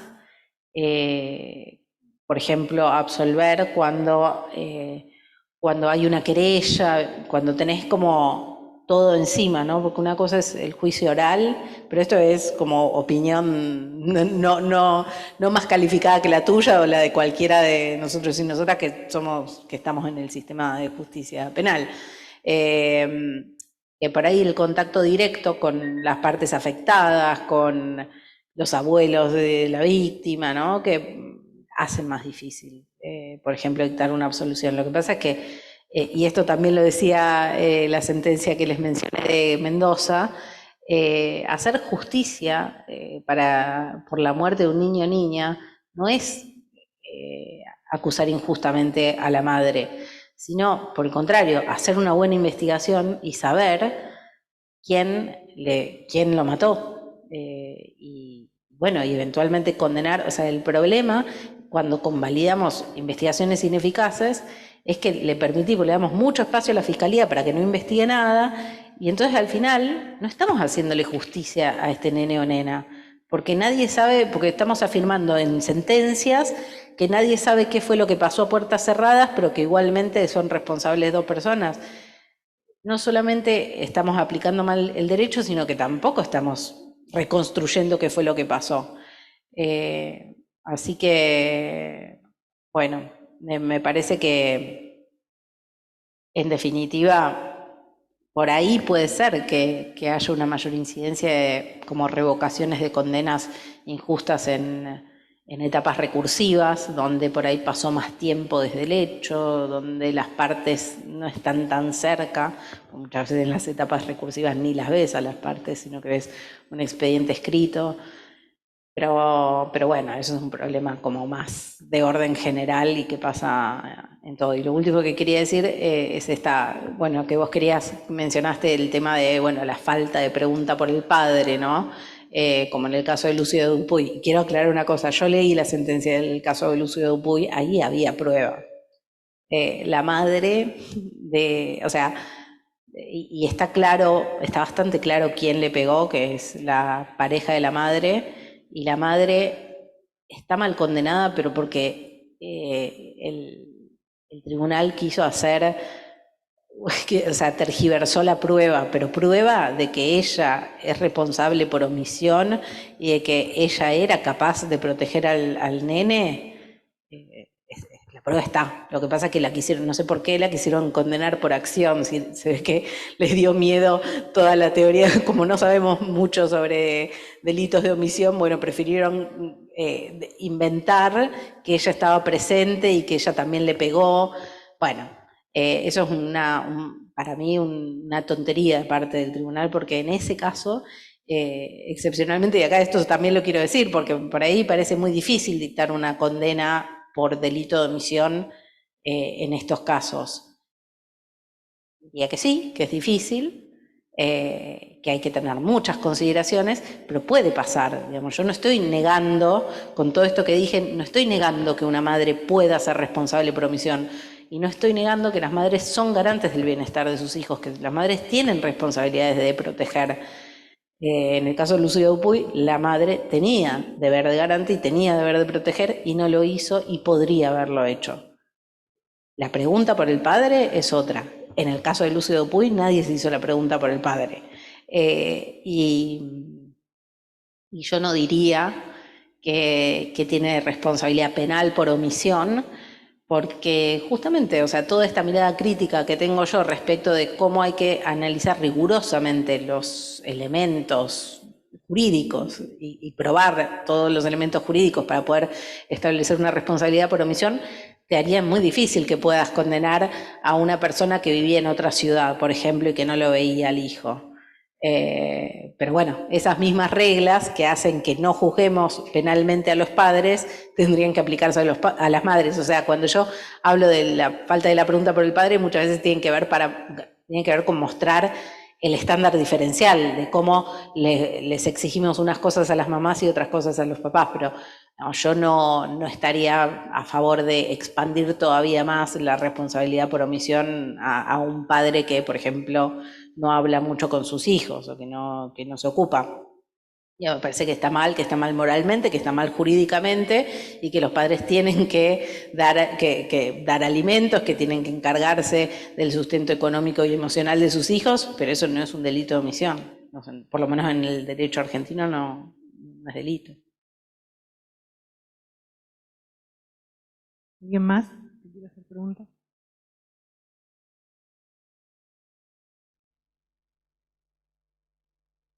Quería consultar si tenés alguna experiencia o cómo ves el tema del avance de la incorporación de, toda la perspectiva de género durante la ejecución de las condenas de las mujeres ya privadas de libertad, condenadas y que están cumpliendo las penas en los sistemas penitenciarios, por ejemplo. Ahí estamos. Muchas veces, justamente, como el delito por el que están condenadas, o digamos los hechos que están condenadas por haber supuestamente matado a sus hijos, aunque sea por omisión, hace que las condiciones de ejecución sean más duras y eso, digamos, totalmente empeorado por la reforma de la ley de ejecución que impide la libertad condicional a las personas condenadas por homicidio agravado, por homicidio agravado en general. Estas madres están condenadas a prisión perpetua sin posibilidad de libertad condicional. Bueno, eso yo creo que habría que pensar muy bien si es constitucional. Y justo es interesante que salió un fallo de la Corte Interamericana, salió el 24 de marzo de este año, pero se difundió ahora, en noviembre. Es el caso Álvarez contra Argentina, donde había varias alegaciones.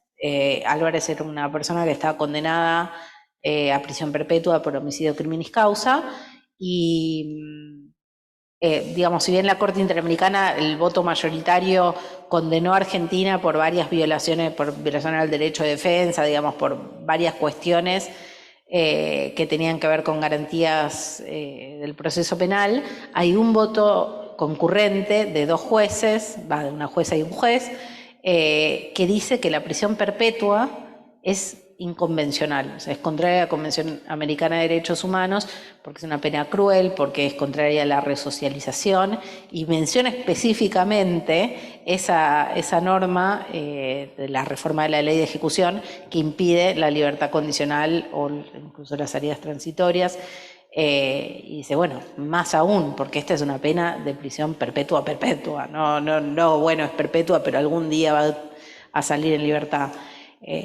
Así que bueno, creo que esa es una discusión jurídica que está muy abierta y que hay mucho espacio para discutir. Pienso que por ahí una mujer que está condenada a prisión perpetua por este tipo de hechos, si su defensa logra en la etapa de ejecución plantear que en realidad, bueno, la condena es bastante dudosa, y que si se la hubiera juzgado con perspectiva de género, entonces las cosas serían distintas, quizás la traten un poco mejor, digamos, puede llegar a ser. Pero en general, digamos, la condenada por mala madre entre comillas, la pasa peor en la ejecución de la pena.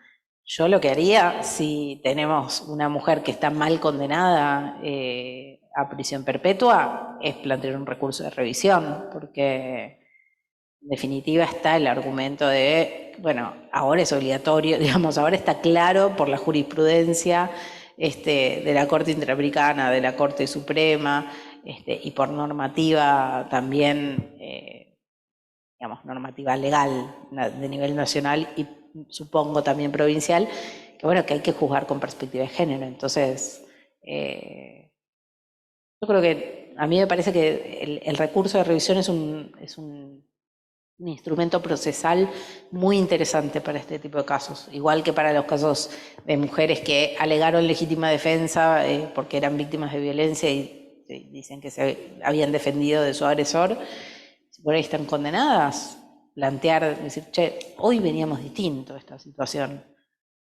Es un movimiento que se puede hacer y que por ahí la defensa pública por ahí está en buenas condiciones también como para tener eso, para conocer los casos, para tener un panorama, y sabiendo que está, por ejemplo, esta posibilidad de articularlo con INESIP o de plantear también, me parece que en ese caso, digamos, lo trabajó la defensora, el que conté de Chaco, la defensora general lo trabajó un poco con INESIP en hacer el relevamiento, el informe de cuáles eran las mujeres que podrían pedir un recurso de revisión, y después INESIP presentó una amicus curiae. Y bueno, fue exitoso en ese caso.